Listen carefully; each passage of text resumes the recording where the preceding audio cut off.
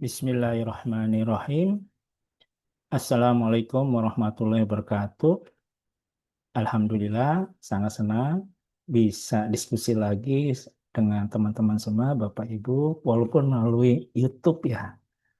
Mudah-mudahan ini merupakan salah satu sarana atau media diskusi yang baik dan terjangkau oleh seluruh ya teman-teman ya di Selindo, seluruh Indonesia dan gratis gitu ya, sehingga bermanfaat untuk membuka wawasan dan menambah ya kemampuan di dalam memahami materi website ini. Nah, ini topik webinar ini sangat penting ya. Saya kira perlu diketahui dan diterapkan oleh teman-teman baik sebagai korporasi, baik sebagai pemerintah maupun sebagai masyarakat. Karena kasus fraud ini luar biasa, hampir setiap hari kita dengar di berita-berita ya sangat sering sehingga membuat kita, mohon maaf, mungkin agak jengah ya dan muak ya dengan kejadian fraud-fraud yang terus dilakukan oleh oknum-oknum uh, di Republik ini. Sehingga ini mendorong saya untuk bagaimana sih kita mencegah terjadinya kasus fraud ini. Ya, mungkin ini salah satu tools, salah satu perangkat yang bisa kita terapkan ya di dalam mengendalikan risiko fraud dengan efektif. Jadi semangatnya mencegah. Ya, kalau sudah kejadian saya kira kurang begitu efektif ya. Tetapi bagaimana kita mencegah kasus fraud ini terjadi di masa depan? Karena kita masih berbicara dalam bidang manajemen risiko. Semoga berguna ya topik ini. Nah, ini kenal maka tak sayang, ya saya uh, menampilkan CV saya secara singkat. Dengan pengalaman kompetensi ini, saya memberanikan diri dan yakin ya bisa berbagi sharing kepada Bapak Ibu teman-teman terkait tentang uh, SAF ya, strategi anti fraud dan bagaimana menerapkan fraud assessment. Nah, ini webinar ini akan cukup panjang karena ada sekitar 6 topik ya yang harus kita diskusikan, kita share. Pertama topiknya, mengapa sih kita menerapkan strategi anti fraud dan fraud assessment? Ya, nah ini penting ya. Kenapa kita bersusah payah menerapkan standar strategi anti fraud ini dan fraud assessment? Kemudian kita bicara PJK nomor 12 tentang penerapan strategi anti fraud, kemudian prinsip strategi anti fraud dalam PJK nomor 12, terus peranan MR sebagai integrator strategi anti fraud, tantangan dan implementasi strategi anti fraud, dan penerapan fraud assessment ya sebagai salah satu pilar ya dari strategi anti fraud. Nah, ini 6 topik sepertinya menarik ya dan saya berharap mungkin bisa langsung diterapkan di perusahaan atau di instansi pemerintah. Ya, nah sekarang ngapa sih saya atau kita menerapkan SAF dan FRA? Nah, berdasarkan catatan-catatan atau data historical, ini cukup mengerikan ya. Nah, seperti yang ada dalam tampilan ini adalah kasus-kasus fraud yang sudah terjadi pada industri. Ya, ini berdasarkan sumber dari ACFA, ACFE. Ya, jadi ACFE ini sudah melakukan survei, maka terdapatlah kira-kira kejadian fraud yang terjadi di industri itu seperti apa, dan memang jumlahnya cukup banyak. Ya, nah ini kita tahu nih industrinya. Ya, industrinya mulai dari banking, financial service, manufacturing sampai kepada ya industri informasi atau TI atau informasi ya bukan TI. Teknologi ada sendiri. Dan case yang terjadi cukup banyak. Dan case fraud yang terjadi itu paling banyak terjadi di industri perbankan dan financial service jasa keuangan. Itu sekitar 305. Bayangkan. fraud sudah menjadi epidemi. Ya, nah ini sangat mengkhawatirkan ya. Seolah-olah fraud ini sudah menjadi hal yang biasa di industri. Di industri manufacturing juga ada 175 ya. Kemudian di teknologi ada 65. Nah, di asuransi ada 69 case. Nah, dari kasus-kasus ini, nah ini bidang-bidangnya ya di mana kasus fraud itu terjadi. Ya, jadi dari kasus 305 yang terjadi di perbankan dan jasa keuangan, ini di proses bisnis billing ini terjadi 20% dari 305 kasus. Ya, itu yang terus yang paling besar lagi adalah corruption. Nah, corruption itu 44% ya dari kasus 305, 305, 305 ya. Nah, kasus fraud yang banyak terjadi korupsinya itu paling besar itu lihat ya. Banking 44%, manufacturing 55%. Ini korupsi semua nih. Nah, ini yang membuat kita sangat menyedihkan ya. Ya, jadi selama ini barangkali ya kita kurang adanya pendidikan budaya atau akhlak atau integritas kepada seluruh pemangku di perusahaan-perusahaan di industri ini. Tidak ada reward and punishment yang tegas, law enforcement yang tegas. Sehingga kejadian ini, fraud ini selalu berulang. Nah, ini potret yang menurut saya kayaknya perlulah ada suatu metode bagaimana kita bisa mencegah ya terjadinya fraud. Nah, ini peta risiko posisi terhadap kejadian fraud. Nah, di sini ada sumbu vertikal, ini horizontal, di sini nilai kerugian ya yang terjadi karena fraud, dan ini ke sebelah kanannya adalah risiko ya fraud ya. Nah, ini jadi sebagian besar posisi yang bisa menimbulkan dampak fraud paling besar itu terjadi berasal dari para eksekutif upper management, eksekutif atau upper management level atas. Jadi kursi-kursi itu ya fraud itu dilakukan oleh paling tinggi nih, baik dari sisi risikonya maupun dampaknya ini adalah dilakukan oleh para eksekutif. Yang kedua adalah board of director, nih direksi, ya terus mungkin accounting di bawahnya, customer service, ya purchasing. Jadi ini adalah bidang-bidang proses bisnis yang ya terjadi fraud yang barangkali ini menjadi red flag kita nanti ke depan di dalam pencegahan fraud ini, risiko fraud ini. Dan dampak kerugian keuangannya luar biasa nih, 900.000 US ya, nggak kecil. Nah, ini yang menjadi perhatian kita ya terkait dengan masalah fraud.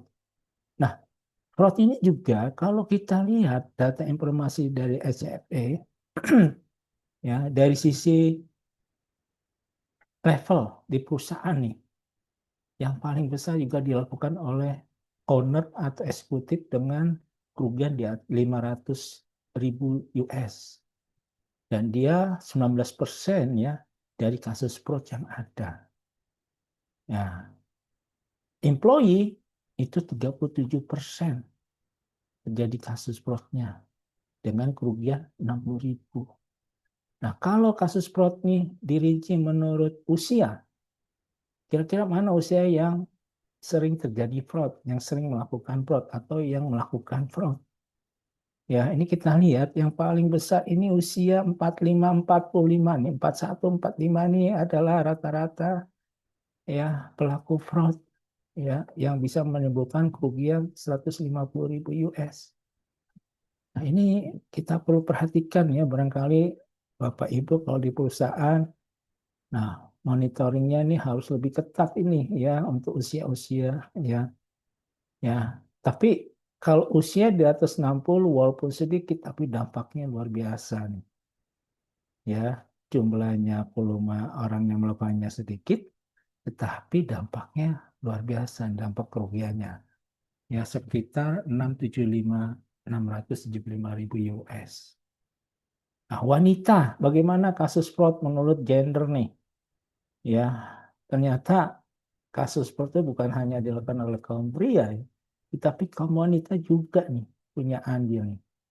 Itu 25% dari kasus. Ya, walaupun yang dominan kasus fraud ini dilakukan oleh pria. Nah, ini kita jangan lengah juga nih ya dengan kasus fraud yang berdasarkan gender ini.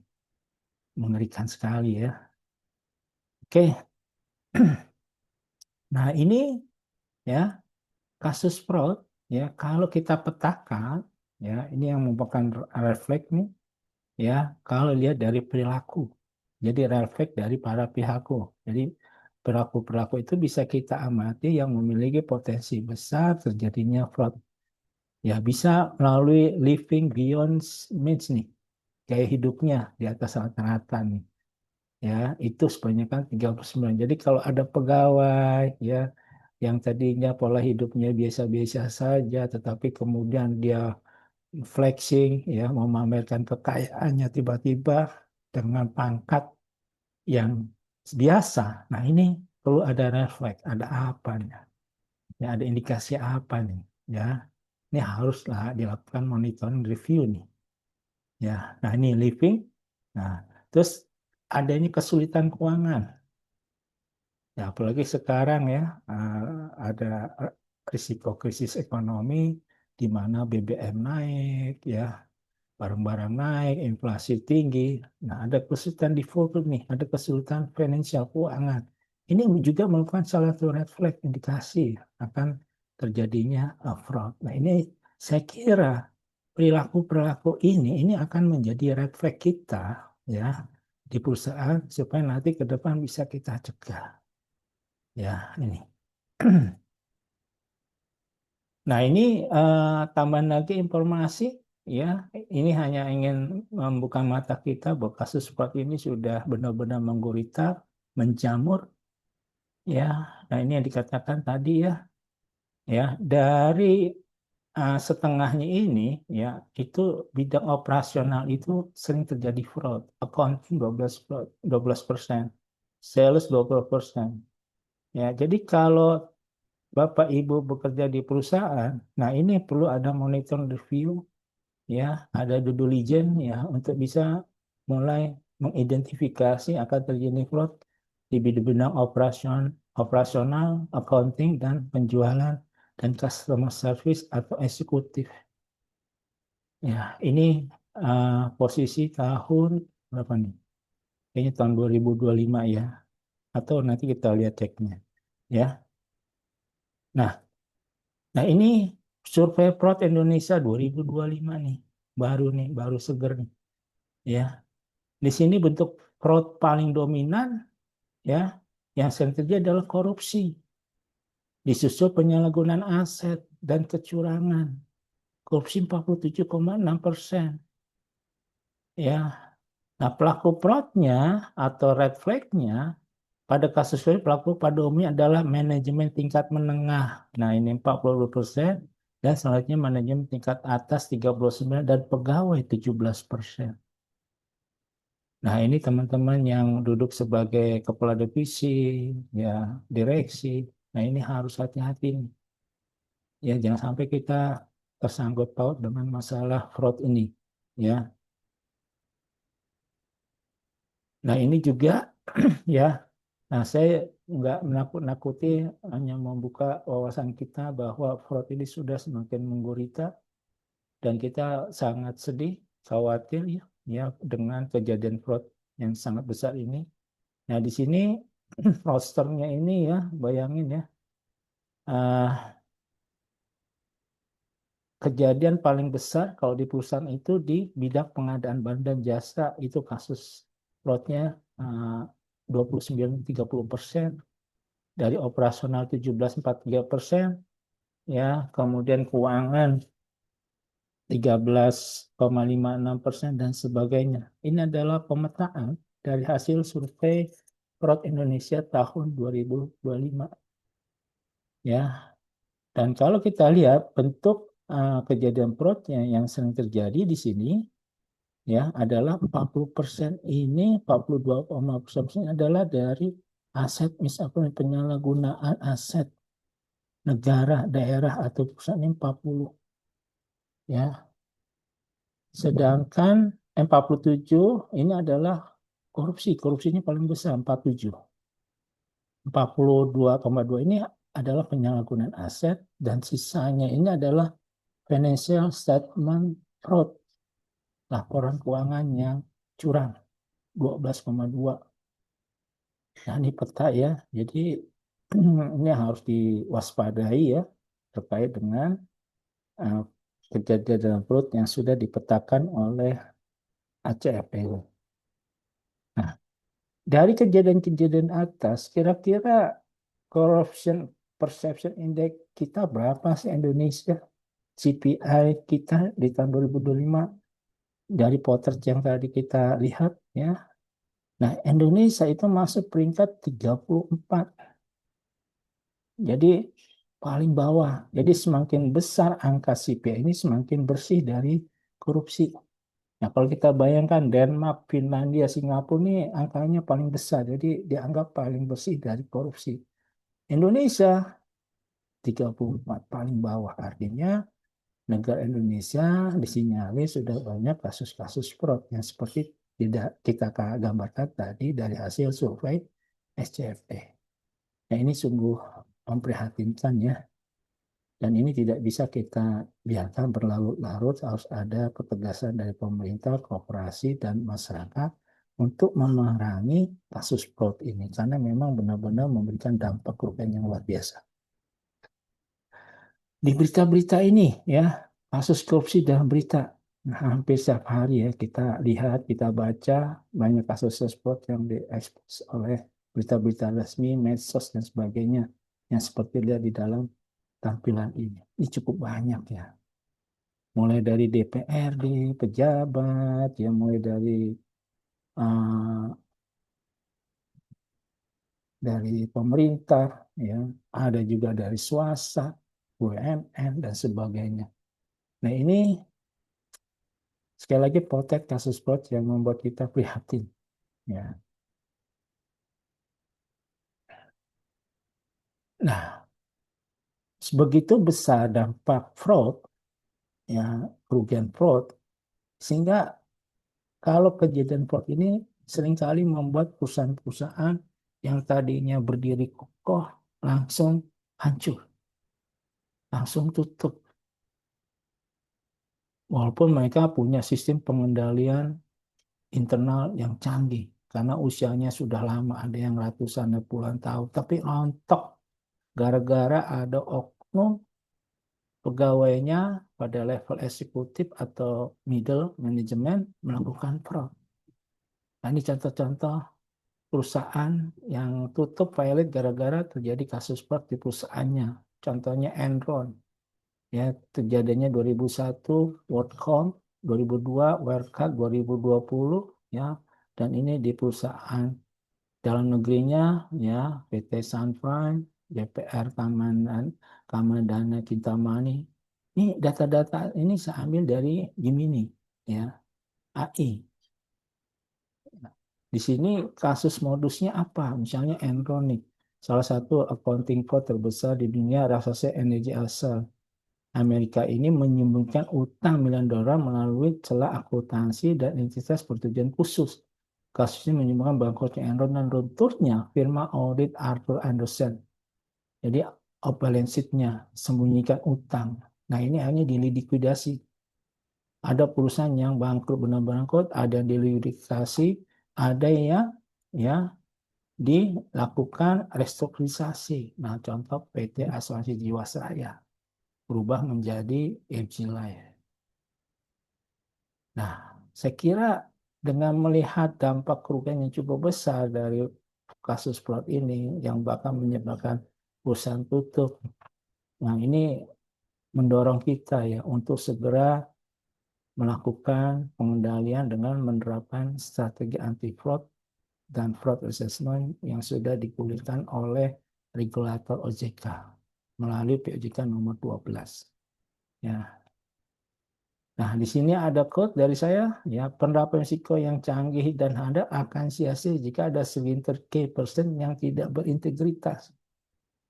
Ya, seperti tadi, saya yakin orang-orang di Enron, di perusahaan-perusahaan tadi itu punya kompetensi yang luar biasa. Tapi karena tidak berintegritas, melakukan fraud, hancur perusahaan itu dalam seketika. Walaupun sudah dibangun puluhan tahun. Jadi di sini banyak perusahaan yang besar hancur karena tidak membangun integritas dan akhlak yang mulia, SDM yang akhirnya dapat menimbulkan risiko fraud. Bisa menggagalkan operasional perusahaan dan kelangsungan usaha perusahaan. Intinya integritas atau akhlak yang mulia. Jadi kompetensi tanpa integritas sama halnya kita membesarkan harimau yang akan menerkam kita pada saat kita lemah.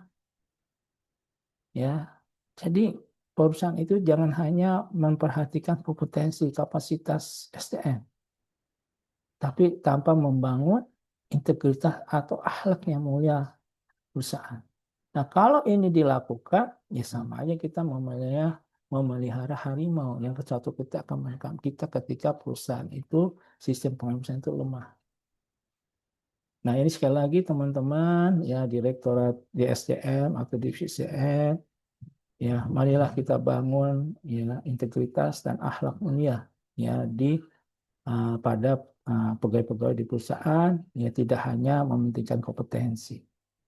Ya, ini yang pentingnya belajar dari kasus-kasus fraud yang menimpa perusahaan-perusahaan besar tadi.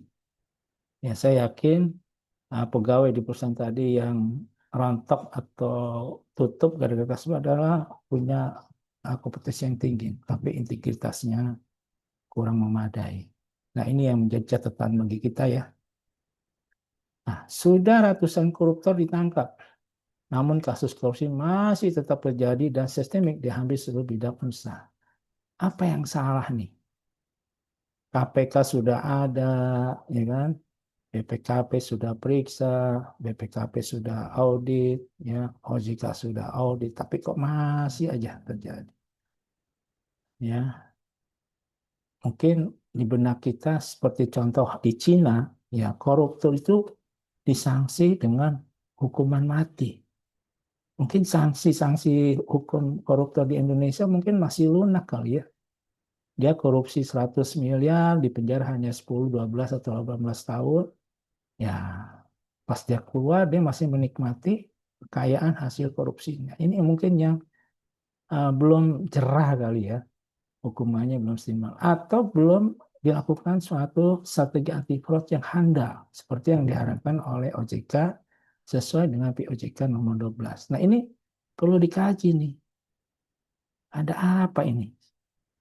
Ya, kita bisa mungkin barangkali bisa benchmark ke Cina, ke negara-negara yang sudah punya CPI bagus, kayak Denmark, Finlandia, seperti apa pemberantasan korupsi ini.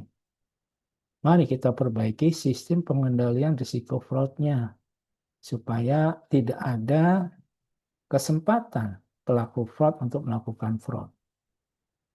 Nah, bagaimana kita memperbaiki sistem pengendalian fraud ini? Ya, kita bisa berharap ya dari strategi anti fraud dari PJK 12 tahun 2024. Nah, itu yang kita bahas. Kenapa sih kita harus menggunakan standar anti fraud dan fraud assessment? Karena sudah marak kasus fraud yang membutuhkan ya, suatu perangkat yang bisa mengendalikan atau mencegah kasus fraud di masa depan. Nah, sekarang saya sudah sering sebutkan PJK 12 ya tentang penerapan strategi. Seperti apa PJK 12? Ya, apa yang harus bisa kita lakukan? Ya, nah ini kita bisa lihat di isi dari PJK nomor 12. Nah, ini PJK nomor 12 tahun 2024 itu keluar tahun 2024 tentang penerapan strategi anti fraud bagi lembaga jasa keuangan. Ya, bagi lain. Ini sebenarnya bisa berlaku juga untuk lembaga jasa non keuangan, manufaktur, ya, dan sebagainya ya. Ini bisa benchmark dengan menggunakan metode PJK 12 dalam rangka untuk mencegah atau menangani kasus-kasus fraud. Nah, di sini jelas di pasal 4 ya. Dalam menyusun dan menerapkan strategi anti fraud LJK wajib memperhatikan sedikit kondisi lingkungan internal eksternal. Ya, karena perusahaan tidak bisa bersih sendiri ya di dalam komunitas lingkungan yang banyak potensi fraudnya.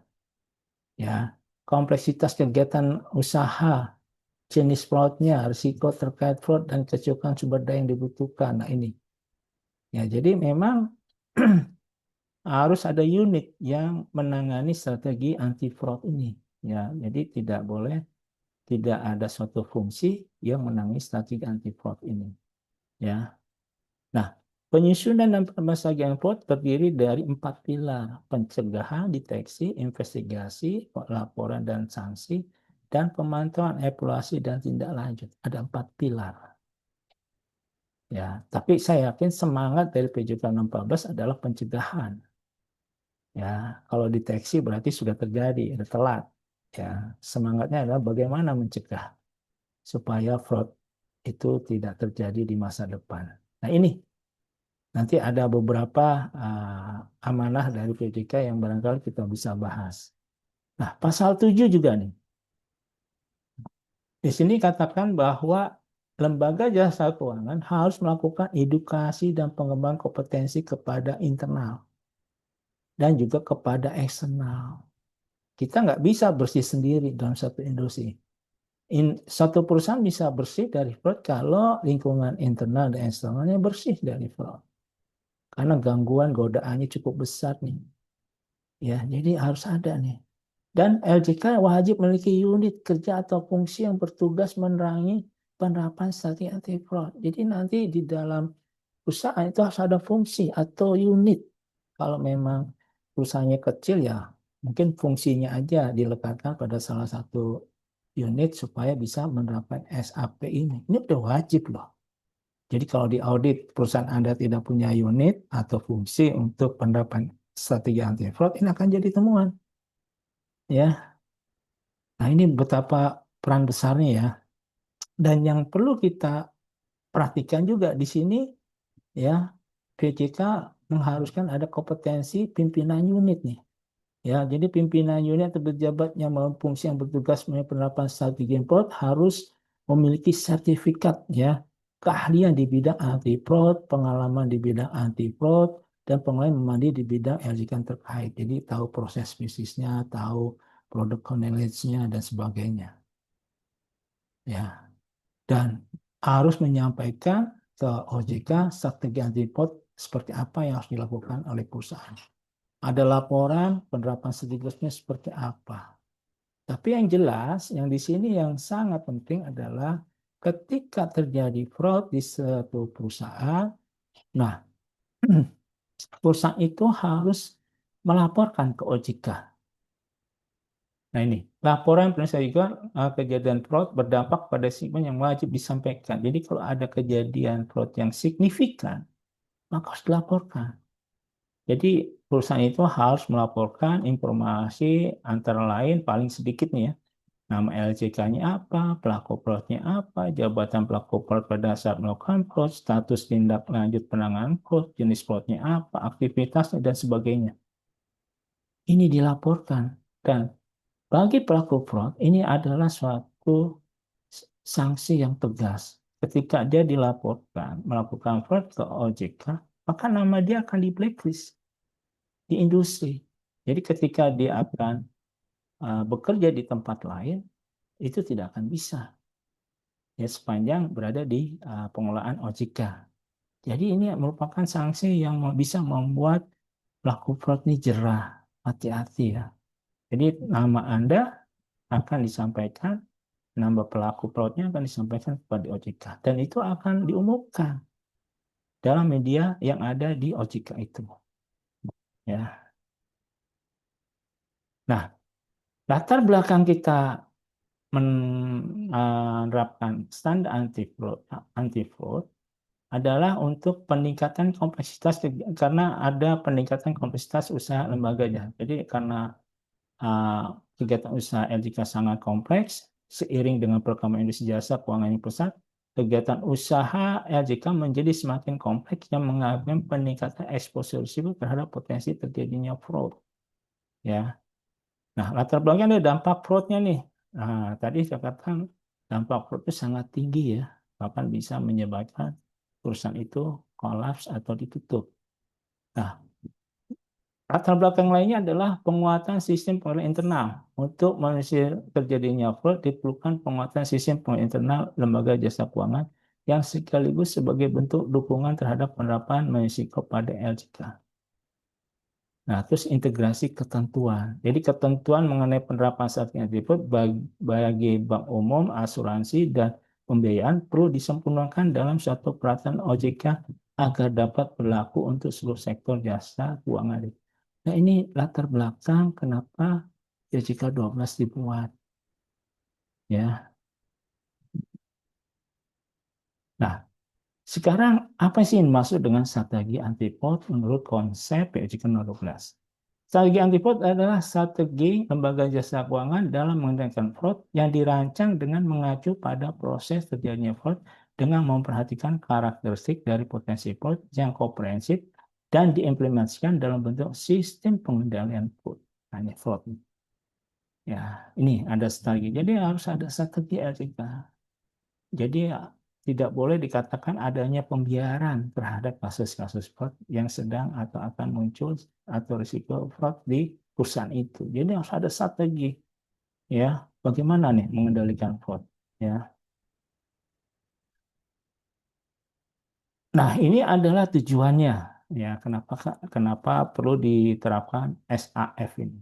Pertama, untuk meminimalisasi terjadinya fraud. Yang kedua, mendorong penerapan risiko. Penerapan strategi anti-fraud merupakan bentuk dukungan penerapan MR pada LJK. Nah, kenapa MR? Ini tadi semangatnya adalah pencegahan, ya, bukan penanganan kasus-kasus seperti yang sudah terjadi. Kemudian meningkatkan kepatuhan terhadap regulasi. Memang sebagian besar fraud itu terjadi diawali dengan adanya ketidakpatuhan terhadap regulasi, break the law, ya, sehingga pelaku fraud melakukan kasus fraud itu yang merugikan perusahaan. Jadi dimulai dari ketidakpatuhan. Makanya kepatuhan ini harus ditingkatkan ya, compliance-nya. Yang kedua, yang selanjutnya adalah mewujudkan tata kelola yang baik, nah governance-nya. Penerapan strategi fraud diharapkan dapat meningkatkan prinsip tata kelola yang baik di segi dalam operasional LJK. Nah, ini penting. Ya, karena tata kelolanya amburadul, ya, sehingga orang dengan mudah mengakses, ya, ada kesempatan besar di dalam melakukan fraud. Nah, ini tata kelolanya harus dibenahi, harus diperbaiki, dan harus disempurnakan setiap waktu. Sekarang dari tadi kita ngomong fraud ya. Apa sih fraud itu? Nah, ini kita harus sepakat dulu nih ya, konsep fraud ya. Nah, fraud menurut PJK nomor 12 adalah merupakan tindakan penyimpangan dan atau pembiaran. Nah, pembiaran, jadi pembiaran pun dianggap fraud nih ya. Penyimpangan yang sengaja. Jadi kalau ada indikasi fraud di perusahaan Anda, Anda biarkan tidak melakukan mitigasi pengendalian fraudnya, itu termasuk fraud tuh. Dilakukan untuk mengelabui, menipu, atau memanipulasi lembaga jasa keuangan, konsumen, atau pelayan yang terjadi di lingkungan LJK dan atau menggunakan sarana LJK sehingga mengakibatkan LJK, konsumen, atau pihak lain menderita kerugian. Nah, itu. Apalagi kalau bicara BUMN ya, ini sangat sensitif nih kalau kita bicara kerugian ya. Dan atau pelaku fraud dan atau pihak lain memperoleh keuntungan. Jadi ada yang dirugikan, ada yang diuntungkan secara langsung maupun tidak langsung. Nah, ini langsung dan tidak langsung. Nah, ini ya ngeri-ngeri sedap nih pengertian tidak langsung. Ya, walaupun si pelaku fraudnya tidak menikmati, ya, tapi dia memperoleh keuntungan secara tidak langsung. Nah, ini bisa nih masuk kategori fraud. Jadi sekali lagi fraud ini ada 5 halnya. Pertama, kesengajaan, kerugian, ada yang diuntungkan, ada yang dirugikan, ada yang terjadi di lingkungan bank, mengesah bank, atau penyimpangan, pembiaran. Nah, ini jadi kalau ada kasus fraud, misalnya teman-teman membiarkan itu terjadi, terutama di perusahaan-perusahaan BUMN, ini bisa masuk kategori fraud. Ya. Nah, menurut OJK, kerugian konsumen akibat scam dan fraud dalam periode ini sehingga tahun 2024 mencapai 2,5 triliun. Nah, ini luar biasa. Ya, fraud ini menyebabkan kerugian finansial sampai 2,5 triliun. Itu bukan jumlah yang sedikit ya. Ini yang barangkali kita semua harus concern peduli nih, ya, secara masif bersama-sama baik pemerintah, korporasi, dan masyarakat untuk bisa mencegah dan mengendalikan risiko fraud ini. Nah, sekarang penyebab fraud itu apa sih? Nah, ini menurut teori itu disebut dengan fraud triangle. Jadi orang bisa berbuat fraud itu karena ada pressure, karena ada rationalization, ada opportunity. Nah, pressure ini apa? Ya, hal-hal yang memberikan dorongan untuk melakukan fraud, baik internal maupun eksternal. Nanti kita akan jelaskan satu-satu. Kalau opportunity, ada situasi yang memberikan kesempatan pada pelaku fraud. Mungkin sistem pengendalian risiko fraud internal di perusahaan itu lemah, banyak bolong-bolongnya. Ini ada kesempatan, opportunity. Yang ketiga, rasionalisasi. Mindset yang dilakukan oleh pelaku untuk memberikan pembenaran atas apa yang dilakukan. Ini sudah biasa kok dilakukan di industri ini. Nah, padahal ah, kegiatan-kegiatan itu masuk fraud. Nah, ini ada pembenaran oleh para pelaku fraud. Nah, sekarang kita bahas satu-satu. Ya, pelaku fraud itu bisa terjadi karena ada peluang, opportunity.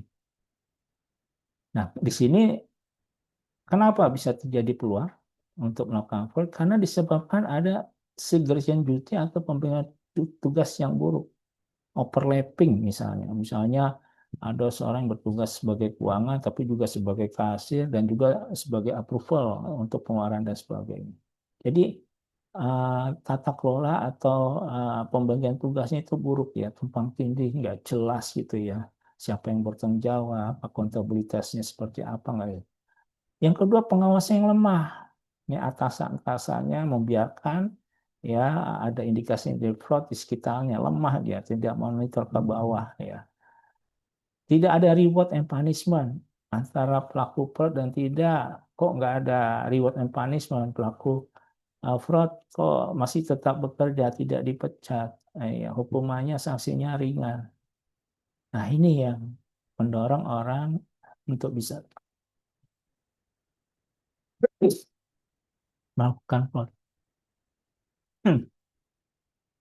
Nah, kemudian tidak ada SOP atau tidak ada prosedur atau tidak ada kebijakan ya strategi anti fraud. Jadi orang-orang atau pegawai itu tidak terinformasi dengan baik dengan kejadian fraud ini. Sehingga mereka seringkali tidak tahu atau memang tahu tapi tidak terbuka. Tidak ada IT control nih, sistemnya lemah, di setiap orang bisa akses ya. Kontrolnya tidak ada dalam penggunaan akses keuangan sehingga semua orang bisa melakukan transaksi tanpa ada kontrol. Nah, komunikasi yang buruk antara atasan bawahan ya, kebijakan yang sudah tidak sesuai ya, modus-modus operandi fraud sudah berkembang jauh, nah kebijakan-kebijakan masih kebijakan yang jadul. Nah, ini tidak bisa mengikuti bagaimana menentukan ya, sistem pengendalian fraud yang uh, terkini dan handal. Nah, ini tidak memiliki pengelolaan risiko. Ini perusahaan-perusahaan yang belum ada penerapan risiko atau bahkan tingkat uh, penilaian ya kematangan risikonya masih rendah. Ya, karena barangkali tidak ada dukungan dari atasan, direksi, pengurus, atau tidak ada dukungan sumber daya dari perusahaan untuk bisa menerapkan risiko yang handal dan efektif. Nah, ini adalah faktor-faktor yang bisa menyebabkan peluang orang untuk berbuat fraud. Nah, pressure, tekanan. Ya, tadi ini, gaya hidup mewah, boros, yang tadinya pejabat di level kasih, yang tadinya biasa-biasanya tiba-tiba satu saat dia bergaya mewah, flexing, ya pergi-pergi kemana-mana, travel jauh-jauh, punya harta benda yang di luar kemampuan pendapatan atau gaji yang dia terima, kecuali kalau dia dapat warisan ya. Nah ini, Ya, karena tamak rakus, ya dia tidak bersyukur, ya, pengen lebih, pengen banyak, ya. Jadi pendapatan misalnya 10 juta per bulan tidak cukup bagi dia, ya karena pola hidupnya dan keras-kerusan dia untuk mendapatkan pendapatan yang lebih dari yang standar atau yang formal. Nah, kebanyakan hutang ini juga ternyangkut mungkin gaya hidup, pola hidup dia yang tidak sesuai dengan kemampuannya sehingga dia harus berhutang ke sana kemari. Nah, ini tekanan-tekanan ya bisa membuat orang berbuat fraud ya atau ketidakpuasan terhadap harta. Nah, ini untuk mencapai kinerja tanda kutip ya. Kinerjanya tinggi, ya dia berbuat strategi yang menyimpang sehingga berharap nanti ada bonus dan sebagainya, tapi caranya melanggar ketentuan. Nah, untuk kompensasi kegagalan bisnis di luar kantor. Nah,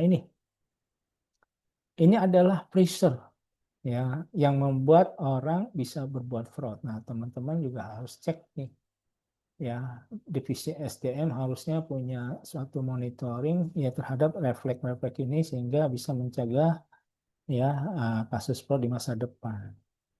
Dan ini rasionalisasi. Apa sih yang bisa menyebabkan rasionalisasi? Pertama, pengetahuan. Aku kan hanya meminjam sementara sehingga aku dapat membalikan.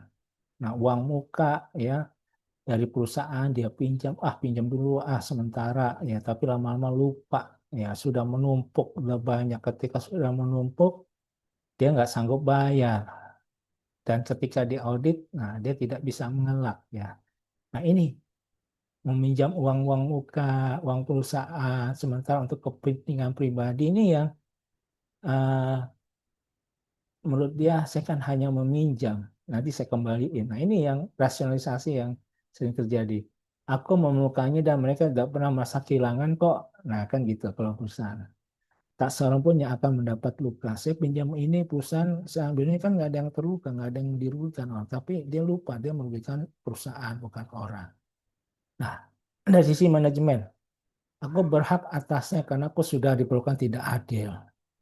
Ya mungkin karena dia karirnya kurang diperhatikan, pendapatannya kurang diperhatikan, dan sehingga dia merasa berhak pembenaran untuk mengambil aset atau uang cash dari perusahaan. Dibayar kurang dan tidak dihargai. Nah ini, aku telah dianiaya. Nah, jadi karena merasa dianiaya, ya dia merasa berhak untuk mengambil atau melakukan fraud. Nah ini juga salah. Ini rasionalisasi pembenaran-pembenaran dari sisi manajemen. Nah dari lingkungan nih, ya mungkin di satu industri asuransi atau lainnya barangkali ya, oh orang lain juga banyak kok yang melakukan kegiatan itu ya, maintenance sana sini, bahkan biaya maintenance kliennya nasabahnya melebihi dari yang sudah dipastikan. Mereka sanggup membayar. Nah itu nih ya. Nah ini adalah pembenaran-pembenaran ya dari sisi pengetahuan manajemen lingkungan yang mendorong orang berbuat fraud walaupun nilainya kecil-kecil tapi nanti bisa membukit nih kerugiannya. Nah, dampak daripada risiko fraudnya. Nah, kalau fraud itu terjadi, maka dampaknya apa? Nah, ini ya. Pertama, menyebabkan kerugian perusahaan, uang, aset, waktu. Berkurangnya atau hancurnya reputasi perusahaan. Perusahaan yang ada kasus fraud, itu pasti reputasinya hancur. Karena perusahaan itu kan berbisnis juga berdasarkan trust, kepercayaan. Kepercayaan itu runtuh kalau ada kasus fraud di perusahaan itu. Hilangnya kepercayaan pelanggan. Nah, pelanggan nggak mau lagi nih ya, karena ada kasus fraud di perusahaan yang seharusnya pelanggan mendapatkan pelayanan dan ganti rugi yang bagus. Nah, ketika terjadi fraud itu tidak dibayar. Jadi liability-nya tidak dipenuhi sesuai dengan yang dijanjikan. Hilangnya moral karyawan. Ya, apalagi kalau kasus fraud ini dilakukan oleh direksi, manajemen, pasti ini membuat demotivasi karena aduh, pimpinan saya apa berbuat fraud ya. Jadi selama ini tidak benar. Nah ini turunnya produktivitas udah otomatis ya dengan kerugian yang cukup besar ya, kemudian membuat karyawan dan demotivasi sehingga produktivitas turun. Nah ini terus dampaknya kriminal. Nah ini Jadi mitigasi fraud penting dalam rangka menjamin tercapainya suatu tujuan perusahaan. Dia harus dimitigasi. Kalau ada indikasi akan ada potensi fraud di perusahaan, di pemerintahan, instansi, ini harus segera dimitigasi segera melalui mekanisme penerapan fraud risk assessment. Nah, fraud meningkat apabila sistem lemah, sistem baik, tapi prosedur kontrol tidak dilaksanakan secara benar, memberikan kepercayaan berlebihan pada seorang individu tanpa pesan tugas yang efektif, atau pesan tugas baik tapi ada polusi. Nah, ini banyak ya terjadi ya.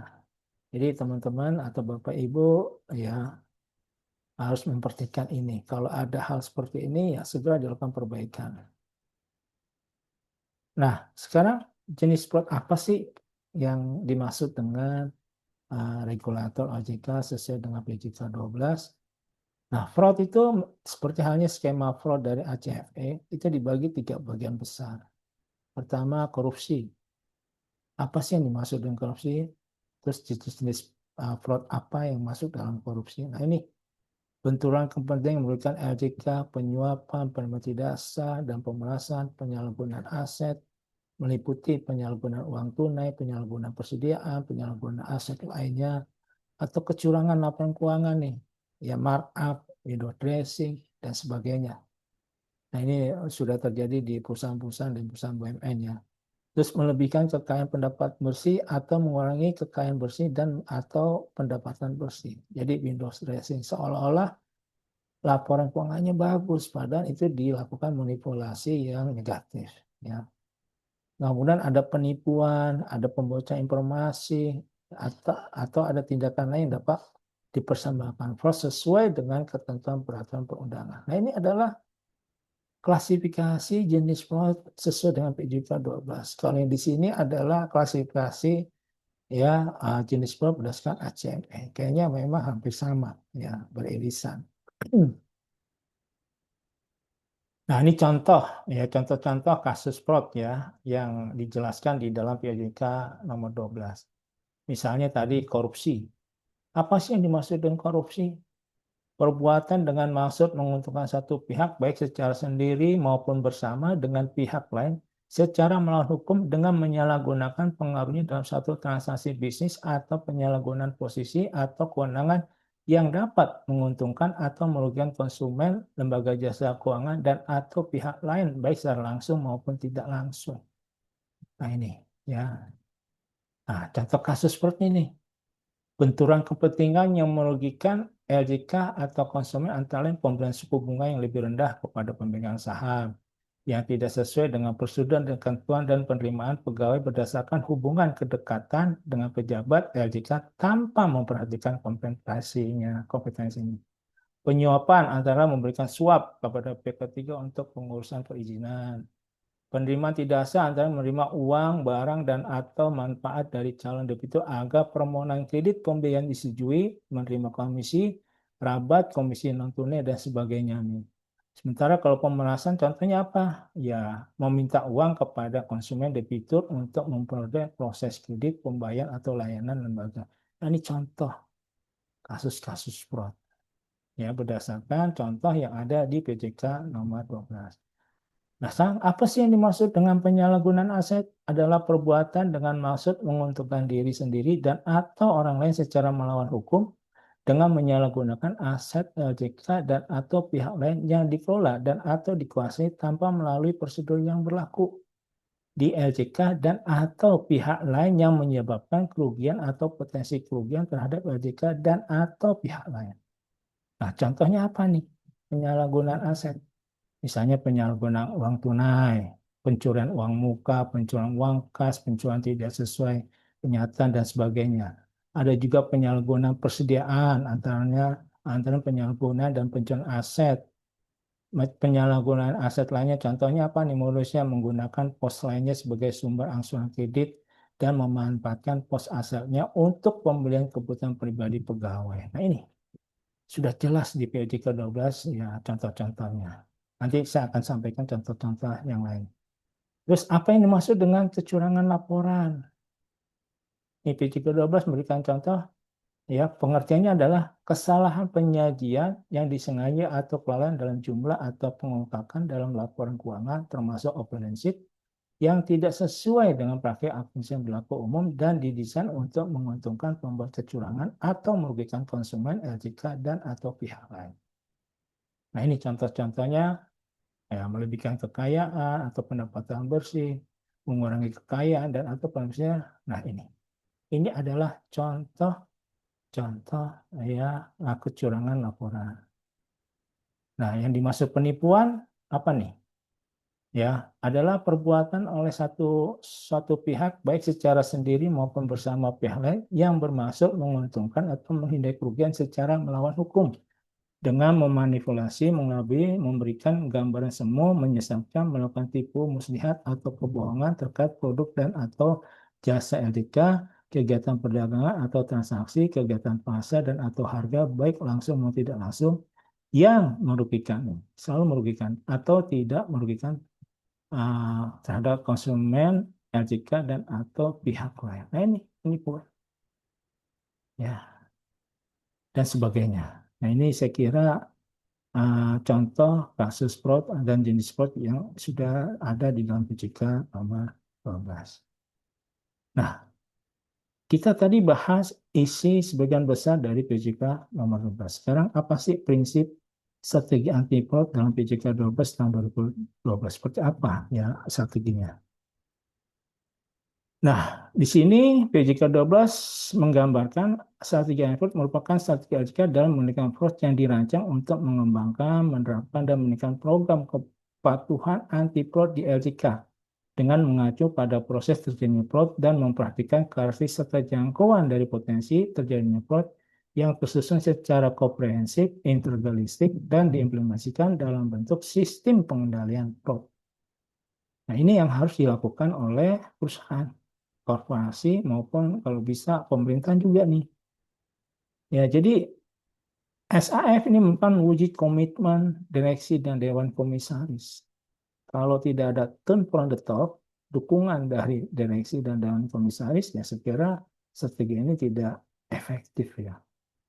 Jadi dukungan ini perlu untuk mengenai yang diterapkan dalam bentuk sistem pengendalian fraud. Strategi ini menurut direksi dan Dewan Komisaris untuk mengoptimalkan sumber daya yang ada agar sistem penerapan dapat diimplementasikan secara efektif dan berkesinambungan. Nah, ini. Jadi penerapan strategi import merupakan bagian dari penerapan MR, khususnya yang terkait dengan akses sistem pengelolaan internetnya, MR ya, nah, khususnya untuk prevention. Nah, masalah nanti strateginya itu tergantung kepada kesepakatan di perusahaan itu, ya. Pembagian tugasnya pengampunya siapa, ya kita bisa sepakat ya. Nah, ini ada 4 pilar POJK 12 yang merupakan strategi anti fraudnya. Pilar pertama, identifikasi itu. Nah, di sini bisa anti fraud, melakukan awareness, fraud policy, dan prosedur. Kita buat prosedurnya, kebijakan seperti apa. Nah, ini yang paling utama. Jadi semangat dari PJK 12 adalah mencegah ya, kalau bisa prioritasnya mencegah. Yang kedua, kalau sudah ada indikasi fraud terjadinya fraudnya, kita bisa melakukan pilar kedua detection, pilar ketiga investigasi, pilar keempat kita monitoring. Nah, monitoring juga dalam rangka bisa pencegahan. Yang tadi yang refleks itu kasus seperti itu dimonitor terus supaya tidak terjadi kasus fraud. Nah, ini 4 pilar. Ya, dari 4 pilar ini, saya kira pilar pertama lah prevention yang lebih baik ya kita fokuskan nih supaya semangatnya lebih baik mencegah daripada menangani kasus fraud. Pilar 3 sampai 5 4 ini ya itu memang cenderung untuk bagaimana menangani adanya indikasi-indikasi terjadi kasus fraud di perusahaan. Nah, untuk pilar pertama, apa yang kita lakukan? Ya, terkait dengan risk identification. Jadi di sini ada kesadaran anti fraud yang mencakup ya kita melakukan penyusunan dan sosialisasi edukasi anti fraud, membuat program budaya anti fraud bagi pegawai, program kepedulian dan kewaspadaan terhadap fraud bagi konsumen. Nah, kemudian kita melakukan identifikasi kerawanan atau red flag ya, potensi terjadinya fraud. Nah, kita melakukan identifikasi, analisa, penilaian risiko secara berkala, yakni melakukan contoh dari proses penerapan fraud assessment yang berbasis kepada framework IAM yang dilakukan oleh perusahaan itu. Terus melakukan identifikasi kerawanan dilakukan untuk setiap aktivitas internal atau internal. Jadi semua dilakukan di seluruh proses bisnis dan aksi-aksi korporasi kalau ada, nah itu yang identifikasi. Nah, hasil identifikasi keamanan didokumentasikan di informasi kepada yang berkepentingan. Nah, supaya melibatkan semua komponen untuk bersama-sama kita mencegah fraud ya. Nah, dilakukan pengkinian ya, kita update ya setiap karena lingkungan eksternal yang berubah, internal berubah. Nah, ini perlu ada pengkinian.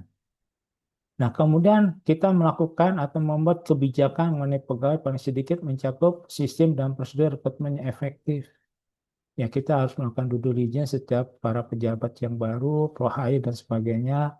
Apakah pegawai tersebut memiliki potensi nggak berbuat fraud? Melakukan sistem seleksi dan promosi maupun mutasi, terutama pada posisi yang berisiko tinggi nih. Nah, ini harus dilakukan due diligence yang benar.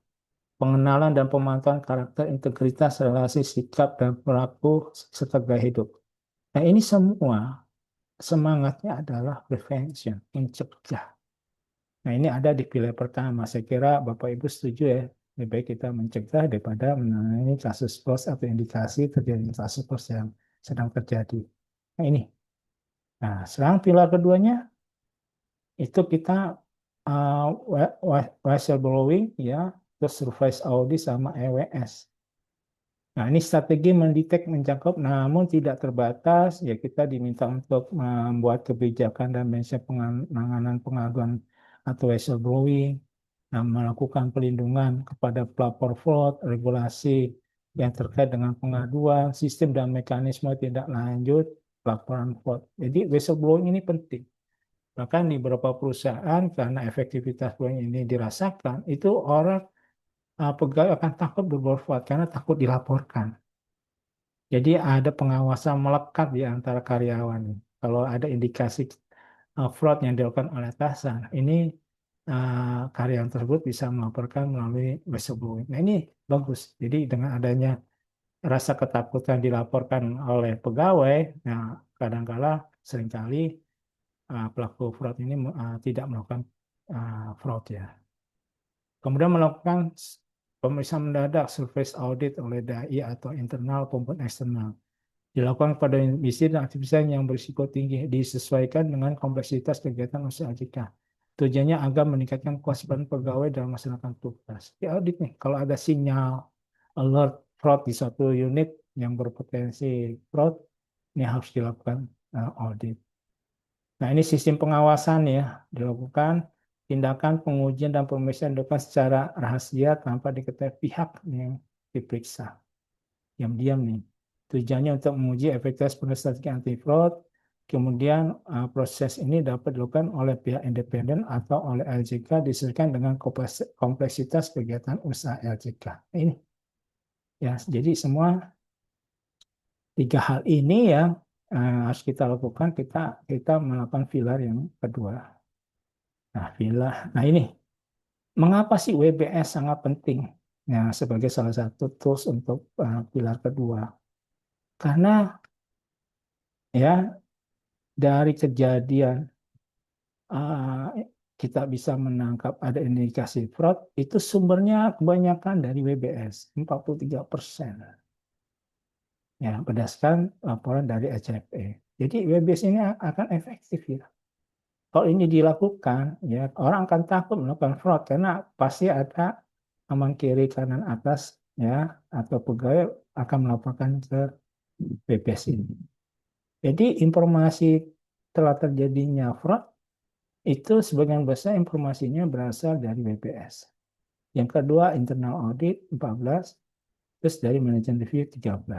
Nah ini makanya setiap perusahaan harus ada ya channel WBS nih yang membuka ya terbuka dan melindungi pelapor ya. Nah ini yang pilar ketiga, strategi invest investigasi ya, bukan investasi ini ya, investigasi. Mencakup ya pihak berwenang melakukan investigasi yang independen dan dapat memiliki kompetensi paling sedikit analisa dan investigasi, akuntansi forensik, pekerjaan lapangan dan wawancara. Dan yang kedua adalah mekanisme pelaksanaan investigasi. Ini biasanya dilakukan oleh teman-teman audit internal atau eksternal kalau memang dibutuhkan. Nah, ini ada strategi pelaporannya, reportingnya. LJK menyusun mekanisme pelaporan efektif atas pelaksanaan investigasi terhadap kejadian yang ditemukan. Mekanisme pelaporan mencakup pelaporan secara internal LJK maupun pelaporan kepada OJK.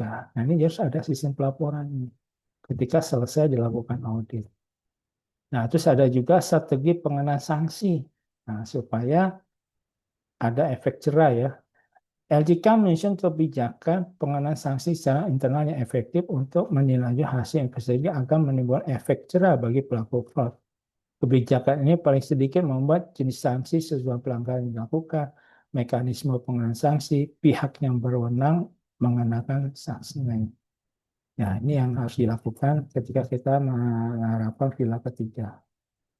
Nah, pilar keempat ya itu adalah monitoring ya menindaklanjuti dari hasil evaluasi. Apa yang harus kita lakukan? Yang pertama, strategi pemantauan mencakup ya memantau tindak lanjut yang terhadap fraud baik sesuai ketentuan internal EJK maupun sesuai dengan ketentuan peraturan undang-undang. Jadi tindak lanjutnya apa nih? Ya, terus strategi pelaporan mencakup untuk mendukung pelaksanaan evaluasi EJK perlu memelihara data kejadian fraud. Data kejadian fraud dapat digunakan sebagai alat bantu evaluasi.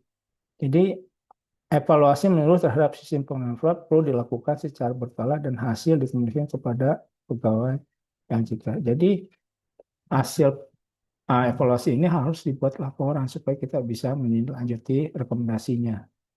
Strategi tindak lanjut mencakup LTK menyusun mekanisme tindak lanjut berdasarkan hasil evaluasi atas kejadian fraud untuk memperbaiki kelemahan dan membuka sistem pengendalian internal agar dapat mencegah terulangnya kembali fraud karena kelemahan yang serupa. Nah, ini. Ya, jadi upaya-upaya yang dilakukan supaya tidak kembali terjadi fraud di masa depan. Nah, ini ada quote juga ya.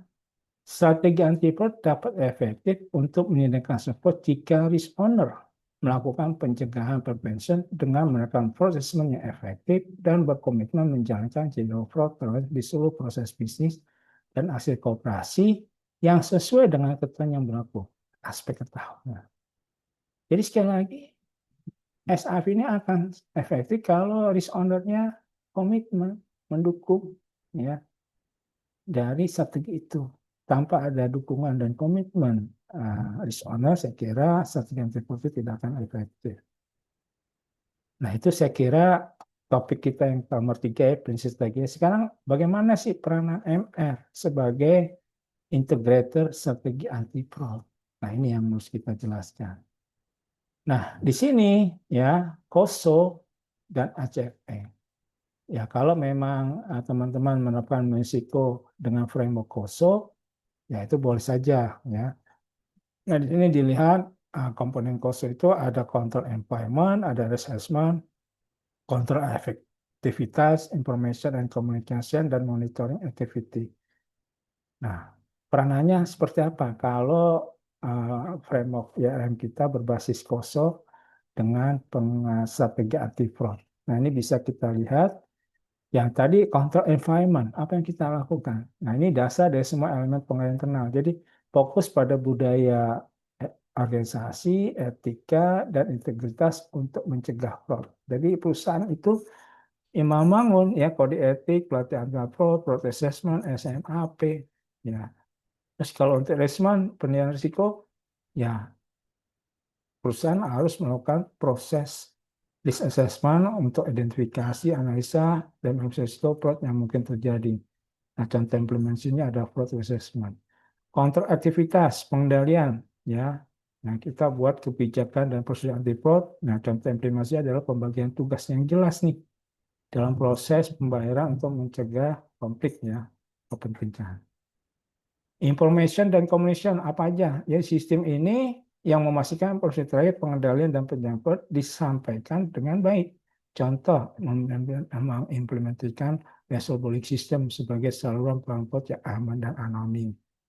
Jadi pelapor dilindungi. Ya. Kemudian setelah itu kita melakukan monitoring. Ya. Jadi dilakukan pemantauan yang berkelanjutan untuk mengevaluasi efektivitas pemerintahannya. Ini contoh implementasinya dilakukan audit internal berkala untuk meninjau kepatuhan terhadap kebijakan anti fraud. Nah, ini adalah salah satu bentuk peranan Mexico yang berbasis COSO. Ya, bagaimana kalau basisnya ISO sama aja ya disesuaikan dengan framework ya masing-masing ya.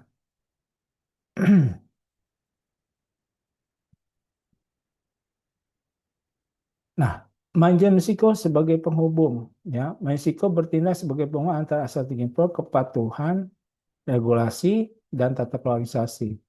Nah, ini peran ini memastikan bahwa pendekatan anti fraud berjalan secara struktur, efektif, dan terintegrasi dengan proses bisnis organisasi. Nah, ini mengintegrasikan strategi fraud ke dalam kerangka risiko operasional.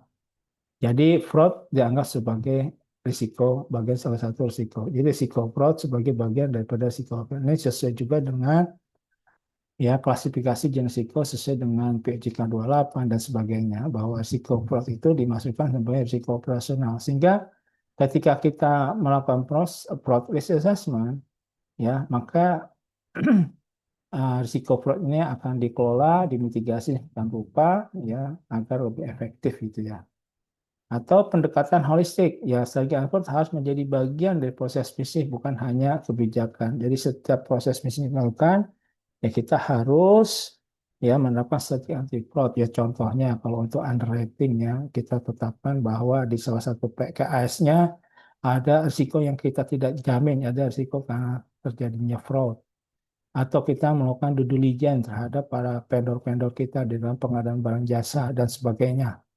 Nah ini ya jadi kita benar-benar menutup ya celah terjadinya kasus fraud baik yang dilakukan oleh internal maupun oleh eksternal.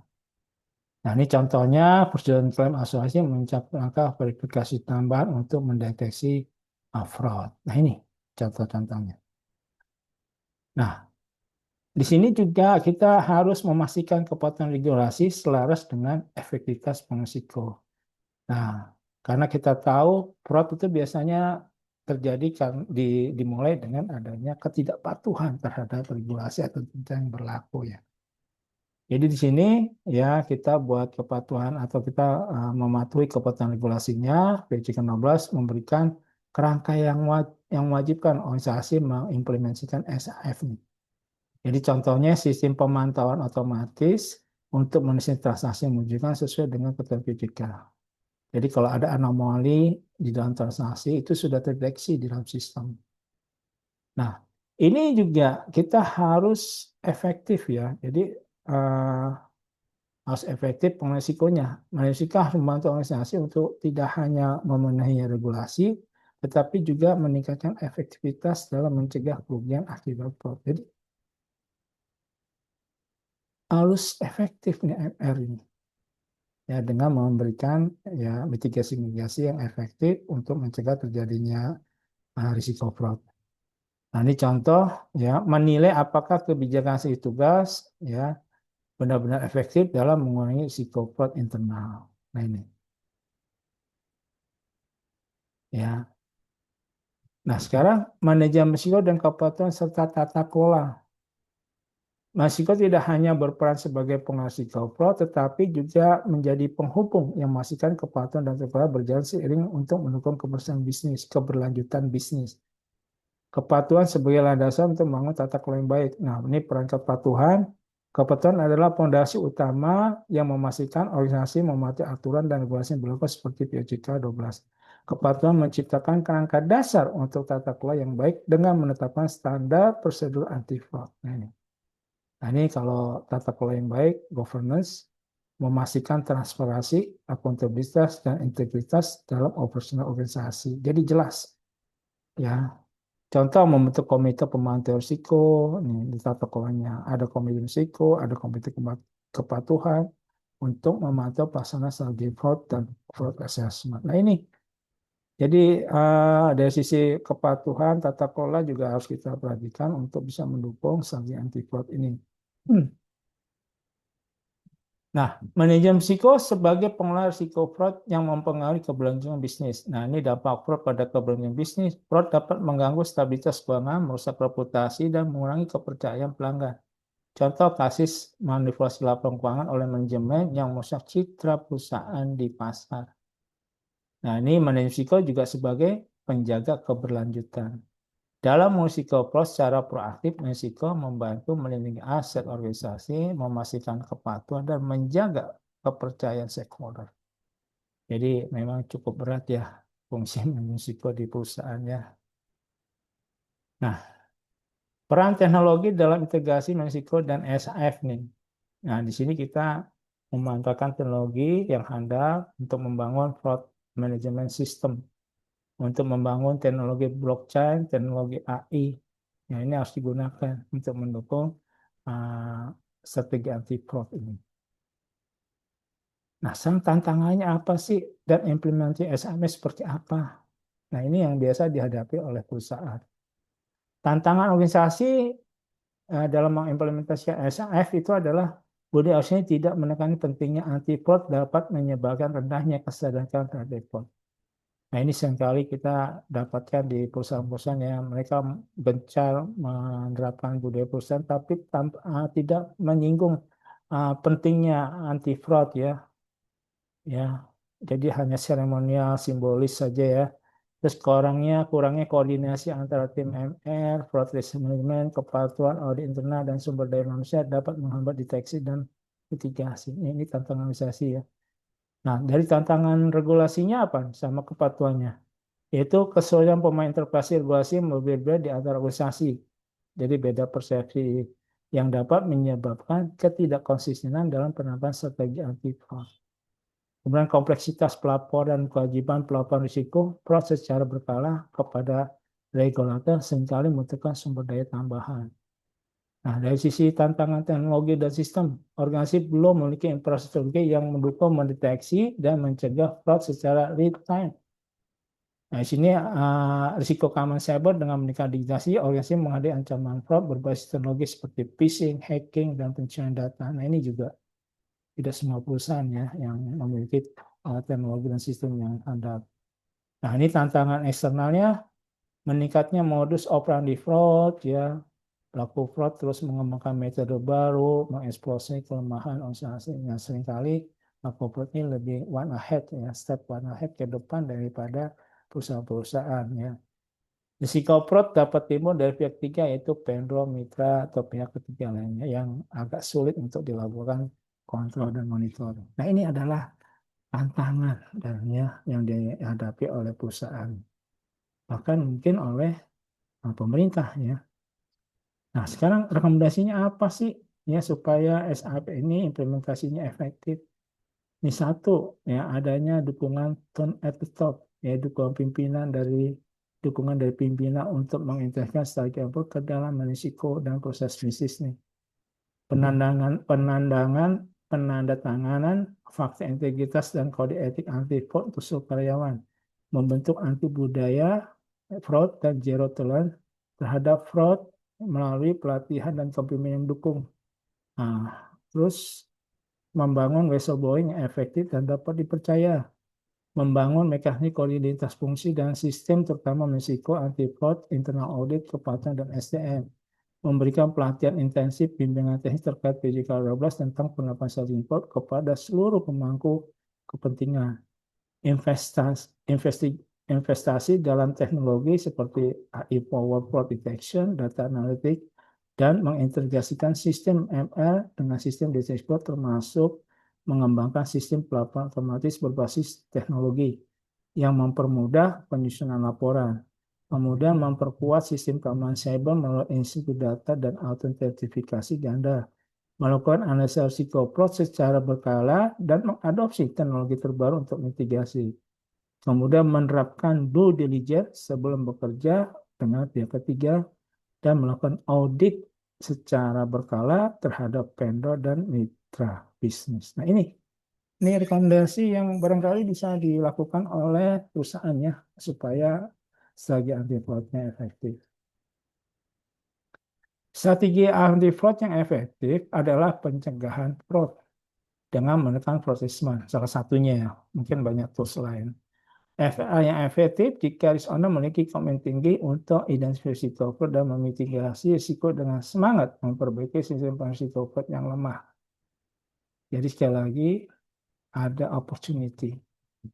Ya, kalau ada opportunity fraud, ya dengan adanya sistem yang lemah, ini bisa terjadi. Ingat, fraud terjadi karena ada kesempatan yang timbul dari sistem fraud yang lemah. Nah, ini sekali lagi. Jadi jangan sampai kita membiarkan adanya sistem pengendalian internal risiko fraud yang lemah. Ini harus dilakukan perbaikan-perbaikan secara berkelanjutan.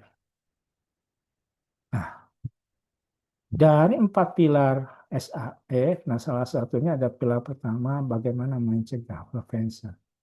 Nah, salah satu perangkat untuk mencegah terjadinya fraud adalah kita menggunakan fraud based assessment yang merupakan bagian dari perangkat manajemen risiko. Nah, ini kita lihat ya, dan ini sudah saya sampaikan beberapa kali di webinar sebelumnya, bahwa suatu perusahaan itu kalau memang dia menerapkan ML berbasis ISO 31000, itu dipapar atau dihadapkan pada dua macam risiko. Ada risiko downside, ada risiko upside. Nah, risiko downside inilah yang salah satunya adalah risiko fraud. Karena kalau risiko fraud terjadi itu dia akan negatif atau memberikan kerugian kepada perusahaan. Maka salah satu caranya itu adalah kita menerapkan fraud based assessment ini. Jadi ada perangkat-perangkat ya risiko untuk bisa mengolah risiko yang sifatnya downside ya.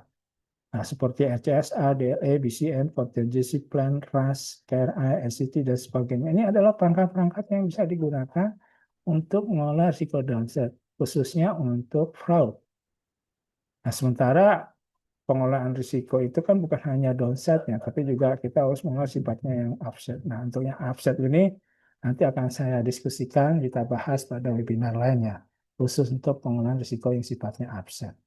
Tapi jelas di sini, ya, don't worry, be happy, ya, karena kita diminta untuk mengolah risiko fraud yang masuk bagian daripada risiko operasional, risiko dana, maka kita menggunakan perangkat namanya fraud assessment. Nah, siapa sih yang melakukan fraud assessment? Nah, kalau kita kaitkan dengan modal 3 lini, yang melakukan fraud assessment adalah sebenarnya lini pertama. Karena fraud itu terjadi sebagian besar atau hampir seluruhnya itu terjadi di lini pertama. Ya, di bidang keuangan, accounting, SDM, ya, di bidang pengenalan barang jasa, itu adalah proses bisnis yang dilakukan oleh risk owner di lini pertama. Ya, mereka lah yang harus melakukan identifikasi atau penilaian risiko atau assessment pertama kali. Nah, bagaimana mereka lini pertama menerapkan fraud assessment itu nanti mengacu kepada prosedur SOP atau kebijakan fraud yang akan dibuat oleh lini kedua, khususnya dari manajemen risiko. Jadi, lini pertama harus melakukan fraud assessment secara mandiri, self-assessment, berdasarkan atau mengikuti kebijakan SOP standar prosedur penerapan fraud assessment yang dibuat oleh lini kedua, yaitu manajemen risiko. Nah, sekarang bagaimana kita bisa memastikan lini pertama efektif menerapkan fraud assessment sesuai dengan SOP yang sudah dibuat oleh lini kedua, maka kita perlu lini ketiga.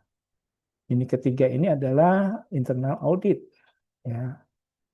Nah, ini yang bertanggung jawab memiliki fungsi assurance untuk memastikan lini pertama ini benar-benar nggak melakukan fraud assessment sesuai dengan SOP kebijakan fraud assessment yang sudah dibuat oleh lini kedua.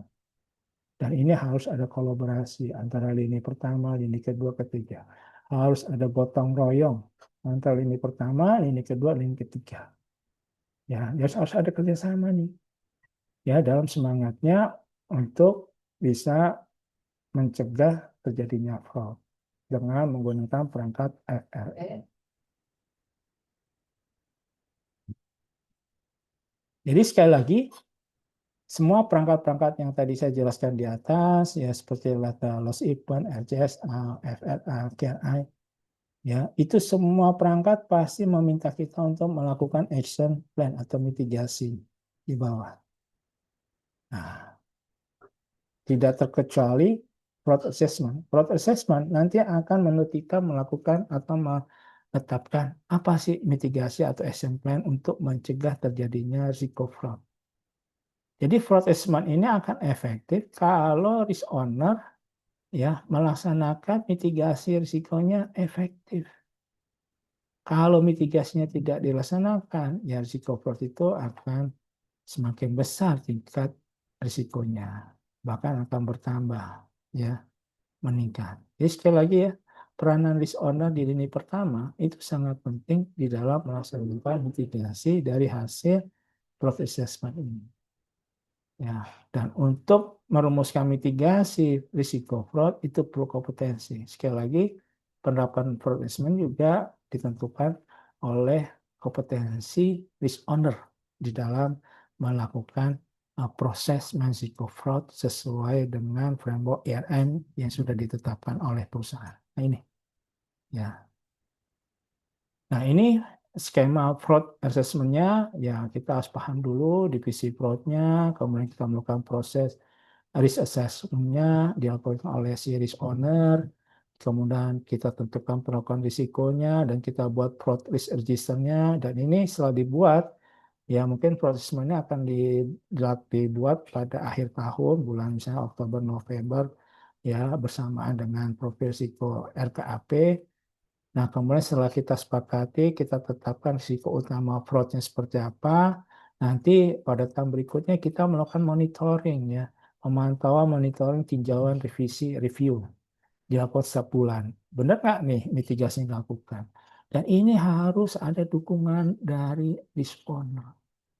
Dan nanti juga akan kita minta bantuan di ini ketiga, internal audit, untuk memastikan fraud risk register ini dilakukan nggak oleh si lini pertama atau ownernya. Dan ini dilakukan secara terus-menerus. Karena modus fraud dan sebagainya berkembang. Nah, ini sederhananya fraud assessment.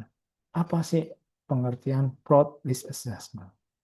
Fraud assessment adalah salah satu instrumen yang efektif dalam mengidentifikasi, memprioritaskan area risiko fraud dengan fokus pada peninjauan potensi skema penipuan dan kontrol internal untuk mencegah atau mendeteksi skema tersebut secara proaktif terhadap kerentanan organisasi dari risiko fraud internal dan eksternal. Nah ini, ya, jadi dia sifatnya mencegah, ya.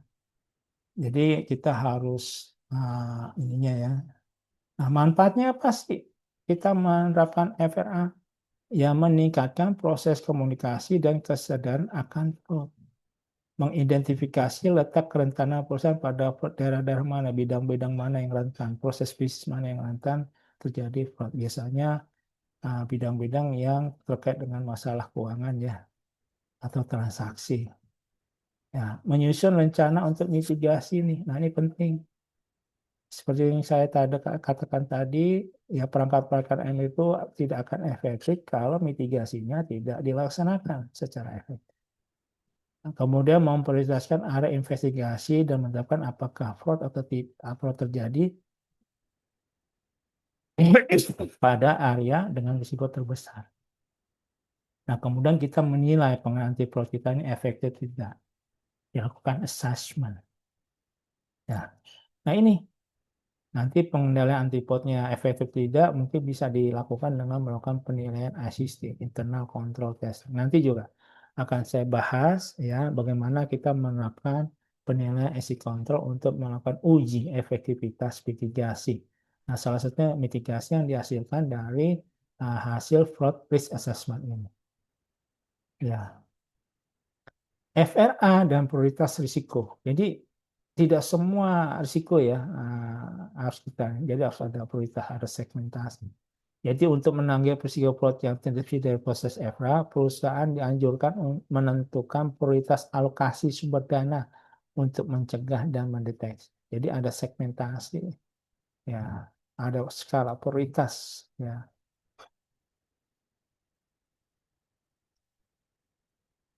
Nah, sekarang bagaimana uh, framework-nya dari fraud assessment? Nah, seperti yang dikatakan bahwa fraud assessment itu bagian dari proses risiko yang bisa berbasis ISO atau berbasis COSO. Nah, itu kita serahkan masing-masing kepada masing-masing perusahaan.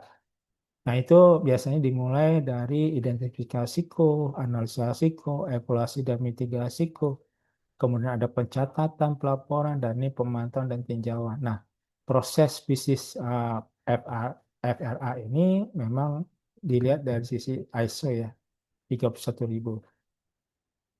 Jadi sama dengan kita melakukan proses risiko pada risiko bisnis dan risiko lainnya ya. Nah, tapi untuk fraud assessment, proses risikonya itu objeknya adalah terkait dengan fraud. Itu aja yang membedakan. Nah, fraud assessment akan berhasil sukses kalau ada beberapa hal di bawah ini. Ya, pertama, kita harus menyusun fraud risk assessment framework yang baik dan relevan. Frameworknya seperti apa, SOP-nya seperti apa. Nah, ini harus mengacu kepada framework IRM yang kita sudah tetapkan. Yang kedua, pihak yang terlibat dalam EVA mampu berpikir seperti pelaku fraud. Jadi dia kacamata yang, wah, kalau dengan proses bisnis keuangan ini kira-kira fraud itu akan terjadi seperti apa. Dan dia berperilaku sebagai fraud supaya bisa mendetek, mengidentifikasi risiko fraud itu pada proses bisnis itu seperti apa. Yang ketiga, pihak yang terlibat dalam EVA dapat membangun kepercayaan dalam proses penerapan EVA. Ya, dia harus jujur, harus mendisclose ya semua potensi fraud yang ada di unit kerjanya. Yang keempat, pihak yang terlibat dalam FRA memiliki ya akses terhadap seluruh fungsi dan posisi yang terdapat di perusahaan. Nah ini, jadi risk owner harus membuka diri, memberikan akses terbuka. Ada nggak potensi fraud di unit kerjanya? Jadi tidak boleh menyembunyikan risiko fraud ya, terbuka saja. Yang kelima, pihak yang terlibat dalam memiliki pengetahuan terhadap bisnis. Nah, jadi ketika kita melakukan proses risiko, ya kita harus ngerti proses bisnisnya. Misalnya proses bisnis kalau di asuransi ada proses bisnis underwriting, ada proses klaim, pemasaran, keuangan, investasi. Nah, harus paham. Karena kalau tidak paham proses bisnis, nah bagaimana dia bisa melakukan identifikasi. Jadi harus berbasis kompetensi. Yang keenam, ya, sikap independensi dan objektif dari pihak yang terlibat dalam FAA. Nah, ini sini tidak ada konflik. Sehingga dia bisa terbuka mendisklose seluruh ya risiko fraud yang ada di sekitarnya. Nah, ini sponsor yang tepat, dukungan yang tepat ya supaya para asesor atau risk owner yang akan mendisklose risiko fraud ini harus yakin pede bahwa memiliki dukungan yang tepat.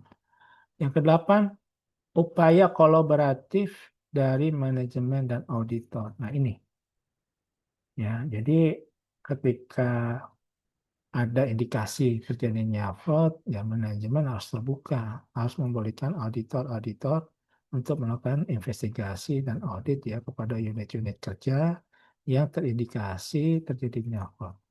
Nah, saya kira ini ada 8 ya hal-hal yang perlu dilakukan kalau proses ini akan efektif. Bisa lebih dari 8 bisa, ya tergantung kepada kondisi perusahaan masing-masing.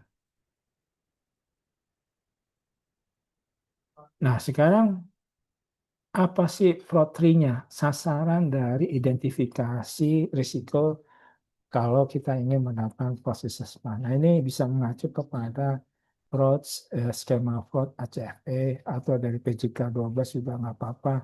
Ya, kita harus paham nih skema fraud ini ya supaya bisa mengidentifikasi fraud itu jelas ya di setiap proses bisnis perusahaan. Nah, klasifikasi jenis fraud itu dibagi menjadi 3 besar utama.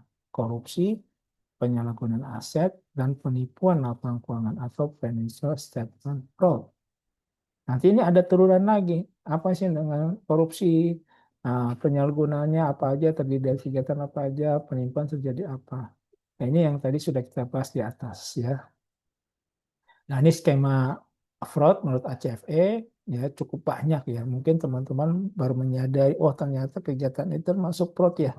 Nah, teman-teman yang melakukan fraud itu harus tahu nih skema ini ya, detail-detailnya ya, kayak korupsi ini dibagi menjadi konflik kepentingan, penyuapan, gratifikasi, sama pemerasan ekonomi nih. Nah, dimaksud dengan pemerasan ekonomi seperti apa, gratifikasi seperti apa, harus tahu. Jadi risk owner harus ngerti ini dulu nih. Kalau risk owner atau asesor fraud tidak paham, ini tidak akan bisa melakukan proses risiko fraud. Jadi teman-teman harus paham dulu skema fraud ini. Harus sepakat. Ya, nanti kita akan bahas satu persatu. Nah,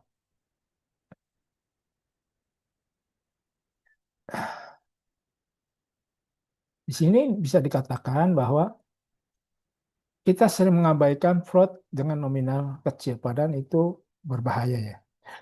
Banyak fraud nominal kecil, tapi banyak dan mudah terjadi. Nah, ini sering kita abaikan. Padahal itu berbahaya banget. Karena apa? Ya, akumulasi kerugian yang signifikan. Ya, kecil-kecil kita ngambil uang cash ya. Misalnya 10.000, 50.000, 100.000, 1 juta. Dan itu berakumulasi. Kita menggunakan uang muka perusahaan ya. Uang muka keuangan UMK. Nah, ini. Cara akumulasi nanti akan numpuk ya. Sulit terdeteksi karena bersifat sepele ya, karena kecil. Diabaikan nggak apa-apa, cuma segitu ya, kecil kok. Nah, ini juga kurang baik ya. Budaya permisif dan normalisasi penyimpangan, ya nggak apa-apa lah itu ya, dibiarkan tanpa sanksi yang tegas, nggak apa-apa, ruginya kecil kok, sanksinya kecil. Nah, ini terus membangun pola untuk fraud untuk yang lebih besar. Pelaku seringkali memulai dengan pro kecil untuk menguji kelemahan sistem. Nah, dengan tes the water. Wah, kalau saya ambil kecil nggak apa-apa, berarti saya bisa ngambil yang gede. Nah, ini bahaya nih. Jadi kita jangan mengabaikan fraud nominal kecil, tapi banyak dan mudah terjadi. Ini sekali lagi teman-teman ya, jangan sampai ini terjadi.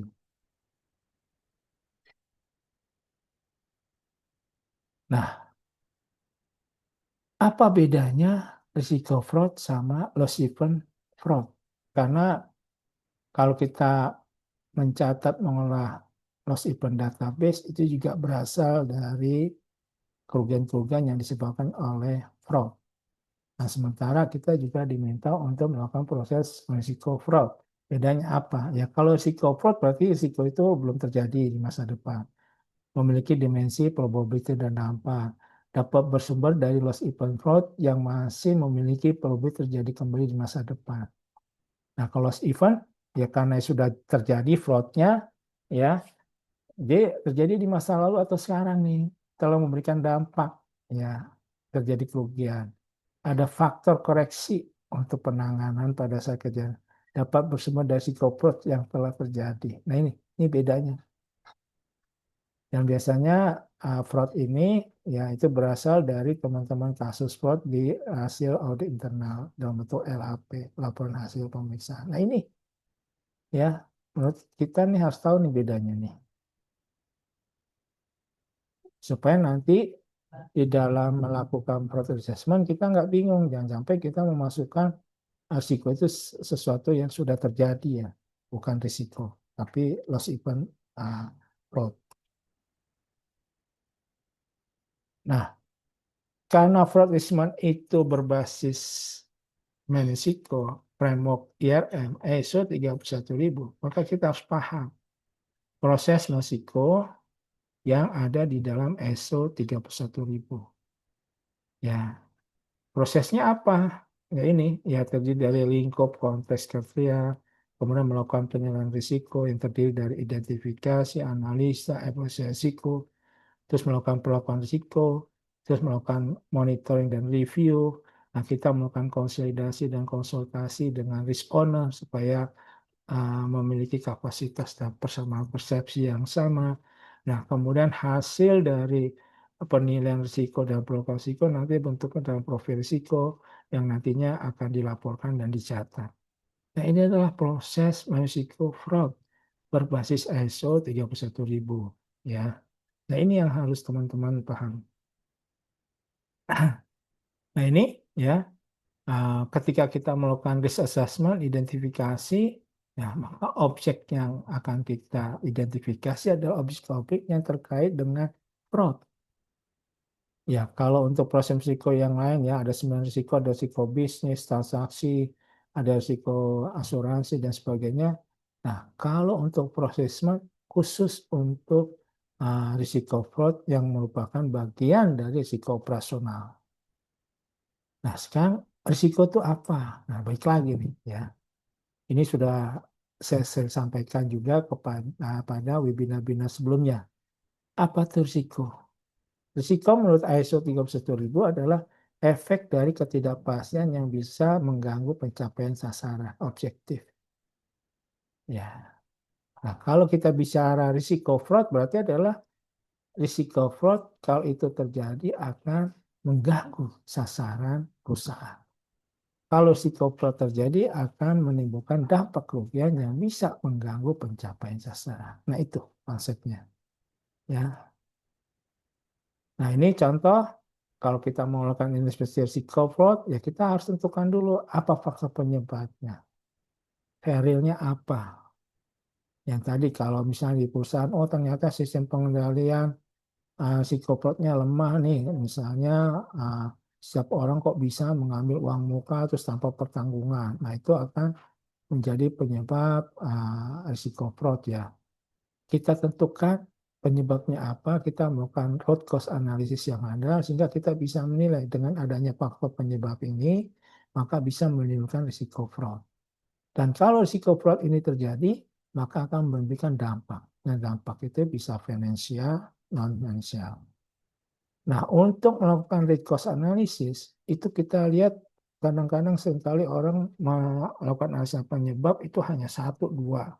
Ya, penyebab risiko itu bisa banyak ya, bisa berasal dari dari lingkungan internal, seperti mesin, pegawai, sistem, material, ya, metode, SOP, dan sebagainya, dan uang. Nah, kalau dari eksternal, bisa dari stakeholder, ekonomi, law, politik, others. Jadi teman-teman kalau menentukan faktor penyebab itu jangan satu ya, kadang-kadang cuma satu gitu. Padahal faktor penyebab itu bisa berasal dari internal maupun eksternal. Jadi bisa disebutkan semua faktor ya, nanti akan berkaitan, akan berhubungan dengan perumusan mitigasinya. Nah, dampaknya juga begini sama ya, dampaknya jangan hanya satu ya. Jadi dampak dari fraud itu banyak sekali dari sisi compliance, legal, reputasi, influence, financial, health, human, dan other dan lainnya. Ya, jadi seringkali kita lihat kalau teman-teman risk owner menulis dampak itu hanya satu ya, padahal kalau risiko fraud itu terjadi, ya pasti dampaknya banyak sekali nih. Dari sisi compliance, legal, financial, dan sebagainya. Nah, ini harus diungkap, harus didiskus. Ya. Nah, di dalam melakukan identifikasi risiko fraud bisa dilakukan berbagai pendekatan. Bisa risk picking structure, klasifikasi jenis risiko yang sudah ditetapkan berdasarkan proses bisnis, kira-kira proses bisnis mana yang rentan dengan fraud, atau KPI, atau job desk, atau project plan mana yang rentan terhadap fraud, work program mana yang rentan terhadap fraud, bisa juga LOB mana yang rentan terhadap risiko. Jadi, don't worry, be happy. Anda jangan bingung harus memulai bagaimana mengidentifikasi risiko fraud. Banyak angle-nya, banyak aspek yang bisa kita mulai untuk melakukan identifikasi risiko. Nah, teknik pendekatan dalam risiko bisa menggunakan teknik retrospektif atau bagi risiko yang pernah terjadi. Nah, ini bisa diambil dari audit report, ya, dari LID, atau juga bisa dengan teknik prospektif bagi risiko yang belum terjadi. Nah, ini perlu kompetensi. Kita bisa menggunakan expert judgment, bisa FGD, mengundang orang-orang yang ahli, untuk bisa melakukan proses fraud risk assessment atau melakukan BESMA. Ya, jadi banyak cara. Jadi don't worry, be happy ya. Oke. Nah, ini contoh red flag kasus fraud di perusahaan asuransi banyak nih. Ya, misalnya untuk proses klaim, ya ini red flag-nya apa? Misalnya waktu kejadian terjadi sesaat setelah polis diterbitkan, ya.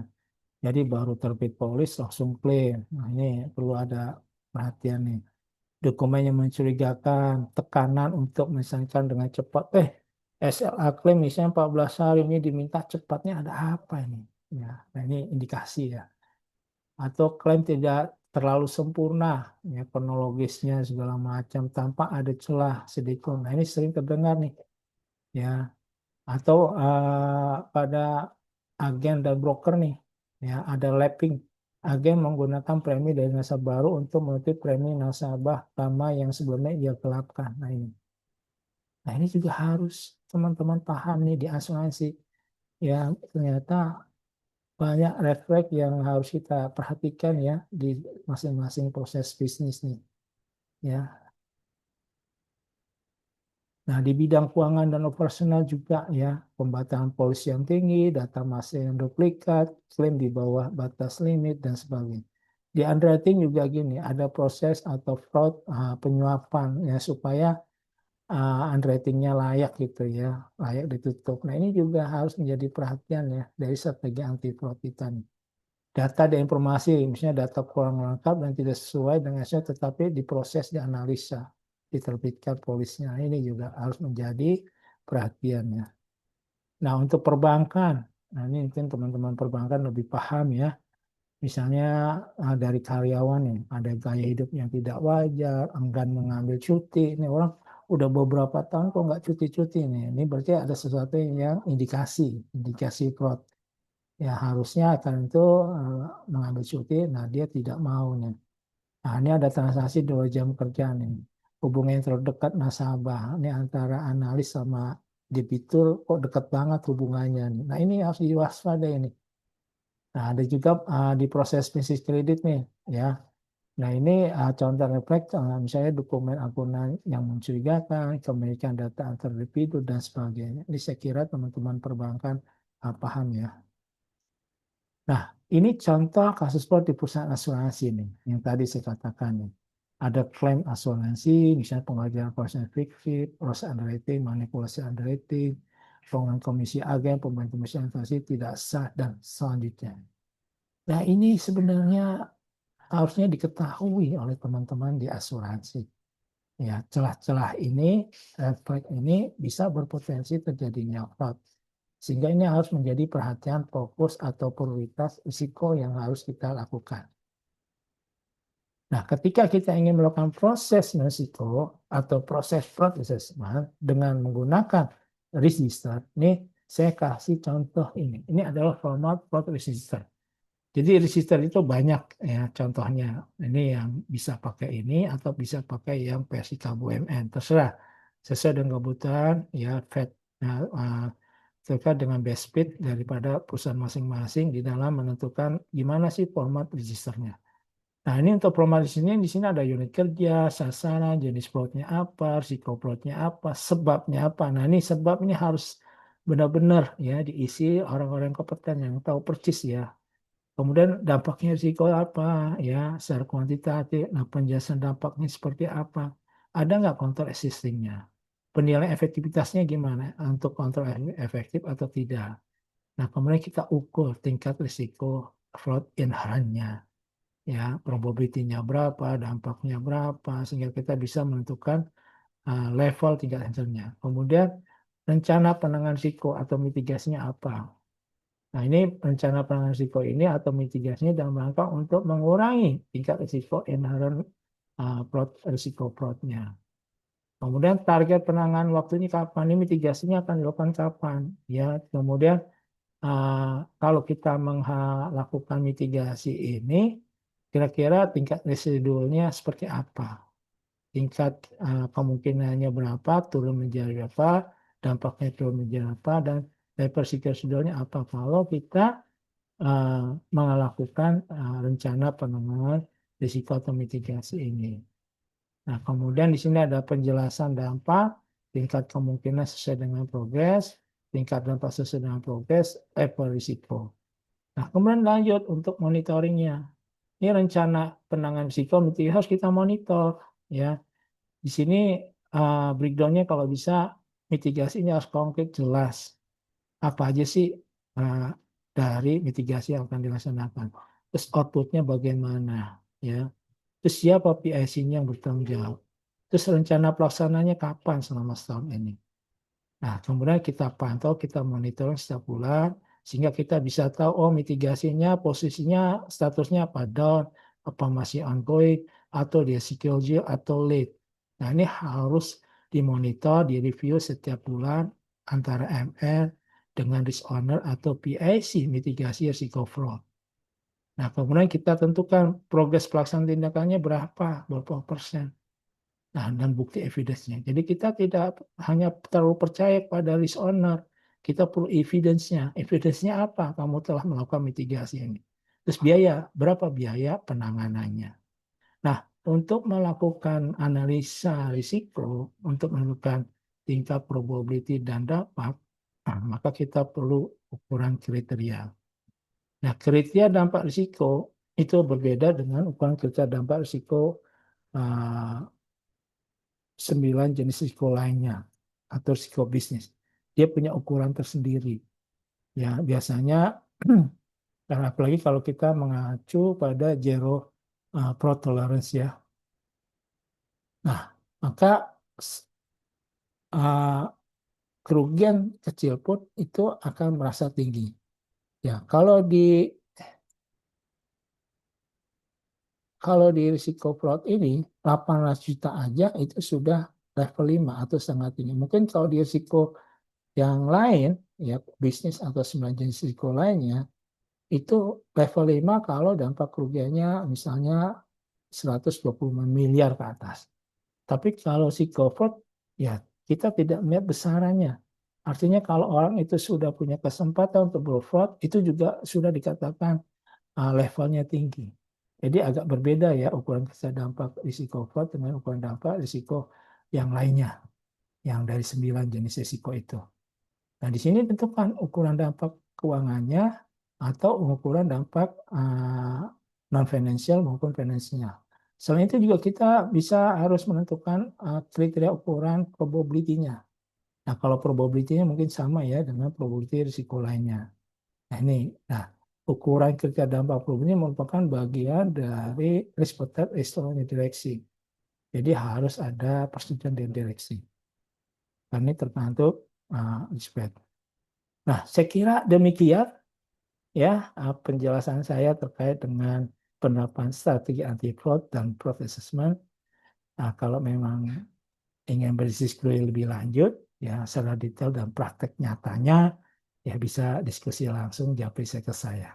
Saya kira demikian. Semoga pembahasan pada webinar ini mudah dipahami, mudah diterapkan ya oleh teman-teman ya baik itu di perusahaan, koperasi maupun di pemerintah. Saya kira ya pemberantasan korupsi itu tidak boleh hanya dilakukan oleh suatu koperasi, tetapi oleh komunitas lingkungan eksternal yang terkait termasuk pemerintah. Agak sulit kalau kita bersih sendiri, ternyata komunitas kita tidak bersih. Ini perlu ada gerakan nasional pemberantasan korupsi yang melibatkan pemerintah, korporasi, dan masyarakat. Sekali lagi, kita semangat berantas korupsi, berkolaborasi, pemerintah, korporasi, dan masyarakat. Pasti bisa. Demikian, terima kasih. Wassalamualaikum warahmatullahi wabarakatuh.